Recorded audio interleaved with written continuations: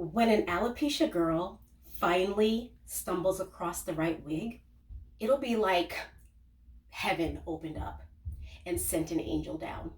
The style, the cut, the color will immediately elevate her entire aesthetic. She won't have to wear a ton of makeup anymore. She'll want to wear the wig and she'll feel good in it.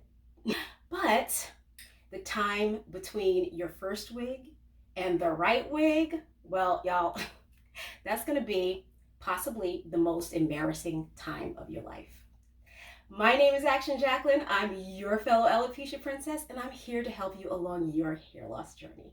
So if you're interested in learning how I found the strength to cope with complete and total hair loss, grab a glass of wine, have a seat, because it's story time. Before we start, I want to show you the bag of the day.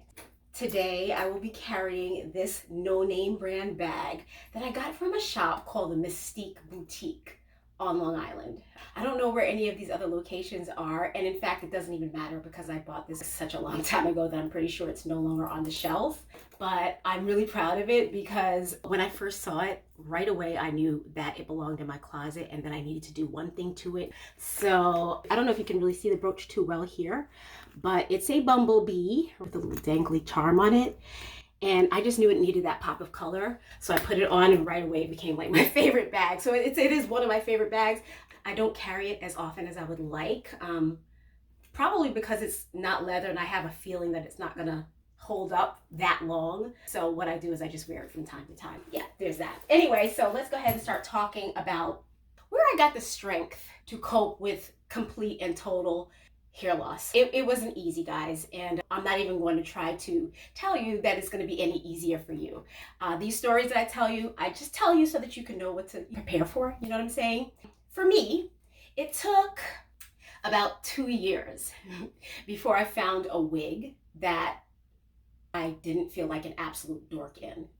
Prior to this, I was walking around in probably the ugliest wig known to man. It was just 2 years of sadness. It was just a sad wig and sad makeup and just sad Jackie, just walking around looking pathetic. I remember one day I was at my best friend's house and in her bedroom, the light was kind of dimish, so I couldn't see very clearly, but I noticed that my eyebrows were thinning. So I thought, ooh, I need to draw my eyebrows on. And I remember looking at her dressing table. Remember, we're at this point, we're 12 years old, right? And for some reason, she had this eyeliner pencil. She didn't wear eyeliner, so I don't even know why she had it, but she had this eyeliner pencil. And I said, can I borrow this? And she's like, yeah. So I took it and I drew on these eyebrows and I thought I looked cute, right? At 12 years old wearing eyebrows. And I asked her if I could have it. And she's like, yeah, keep it, right? So I kept the eyeliner, put it in my bag. And I remember it was such a long time ago. I remember having to burn the eyeliner tip so that it would melt and be soft enough to actually transfer onto my skin. Anyway, neither here nor there. Anyway, I wore this eyebrow color for I'm not even sure how long, maybe about 3 weeks before I realized that it was navy blue. So I was walking around for about 3 weeks with navy blue eyebrows. It was such a sad and embarrassing time of my life. And let me tell you, my social circle, my classmates, people on the street, strangers, people in my neighborhood, they held back no punches. They didn't have any love for the 12-year-old girl with blue eyebrows and a big wig. They made sure to let me know that I looked like a damn fool every day of my life. And if they could let me know 5 times a day, they actually did that. They actually did that. I'm laughing. They're nervous laughs. Trust me, it's not funny. But yeah, that was my story. So as you can imagine, I was a 12, 13-year-old spectacle. You know, just being bullied, being teased, and looking strange AF. I didn't know what to do about this hair. I knew I couldn't afford another. At that time, I think it was a $700 wig, which, trust me, in 1987, $700 was a lot of money. In 2024, $700 is still a lot of money. So just consider what $700 meant in 1987, right? So There was nothing I could do about the hair. All I could do was put pins in it, try different styles, and hope for the best. But I figured I could compensate with makeup, right? So I wore a lot of makeup when I was 12, 13 years old. I remember wearing bright red lipstick, this Puerto Rican red. That's not a slur. So don't come for me. If you were around in the 80s, early 90s, then you know what Puerto Rican red is. It was that color. So I used to wear that red lipstick. And I wish I had some photos, but I wasn't taking pictures back then. Okay, life wasn't good enough to pull out a camera. Yeah, so I had on big bright red lipstick. I had eyebrows that were literal, just like lines over my eyes. And it was embarrassing. It was embarrassing, right? I remember a lot of adults coming for me. Parents of my friends, they were so mean to me. I remember overhearing on several occasions mothers telling their child, why you hang out with that girl? Why she got all that makeup? She fast or something? Why she so fast? You know, and I just remember I just got so much heat from every direction. It came to a point where I just knew I was a spectacle, and I became very comfortable being a spectacle. I didn't like it, but it was life at that point. I just had to keep showing up. I had to keep going to school, looking that way. No one was telling me or showing me anything different. So I was really just on my own, you know what I mean? And then my mom, she won a bowling trip to a tournament in Bermuda. It was my first time traveling overseas, and it was an integral part of my life. So my sister and I have two sisters, by the way, but my oldest sister, she had went off to the military, so she didn't come with us to that trip. But my sister right above me, she and I shared a hotel room, and my mom and dad shared a hotel room next door.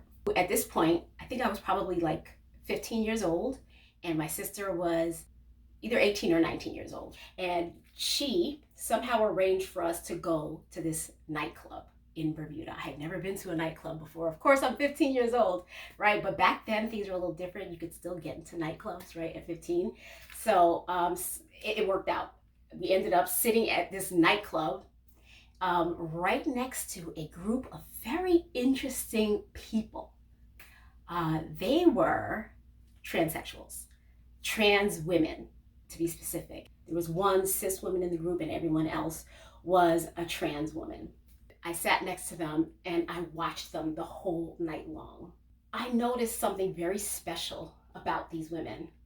They loved being women. It was something I'd never really seen before, because back home in New York, in my age group, the girls, they were not embracing womanhood. They were actually running in the opposite direction of womanhood. They were all about women's rights and women's liberation. They wanted to chase their careers. They didn't want to chase boys, and they didn't want to wear makeup, and none of it was in the direction that I was in, because I was all about hair, all about makeup, and just trying to look better. I just remember spending a lot of time trying to look better, and these girls didn't care. It was all about body positivity, self-acceptance, and chasing your dreams, not chasing a boy, right? So I'm now in Bermuda around all these trans girls who were all about chasing boys, and all of them had to wear fake hair. They all had to wear fake hair just like me. They all had to wear makeup just like me. And they were all really happy. You know, I'd never seen anything like it before. And I sat there long enough with my sister so that eventually one of the girls started to talk to us. We ended up hanging out together that whole night. I remember learning that night how to Vogue.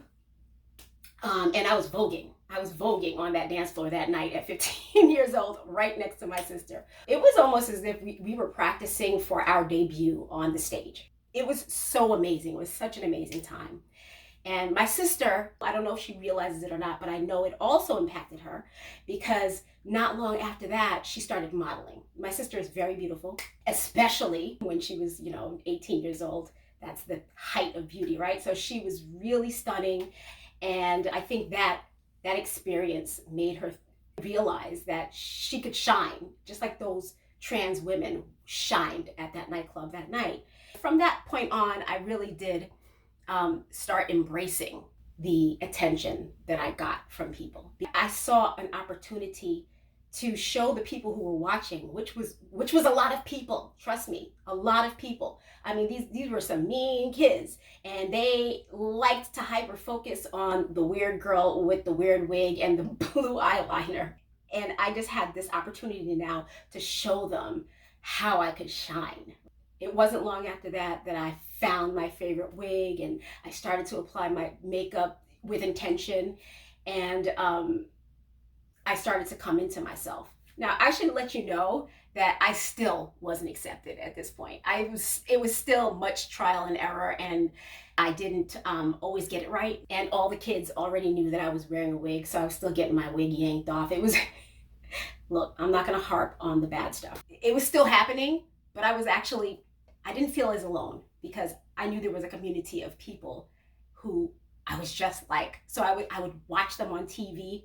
There was a movie called Tu Wong Fu, where Wesley Snipes dressed up as a woman, and I just remember watching it over and over as he would transform into a woman. I loved it. I just loved it. And honestly, I'll tell you, if I have to give some credit to someone who helped me find my light, I think I owe it to the trans community and to my sister for bringing me to that nightclub that night. I think both of us had a fantastic time, and it was life-changing. And I hope that every one of you could find the thing that resonates with you and shows you how beautiful and special that you are, or at least how beautiful and special you can be if you put some work towards it. You know what I mean? You're not alone. There are other people just like you. They may not be bald. They may just be trans women. Everybody who's beautiful, everybody who's stylish, everybody who has some swag about themselves, they had to achieve it, and they had to work at it. And this is your time to work at it. So I hope that you're enjoying this journey, and just always check back here on my channel because I'll continue to make videos just like this to help you along the way. Thank you so much for watching, and you have a great day. I look forward to hearing from you in the comments because I love reading those comments from you. And you guys take good care. Peace.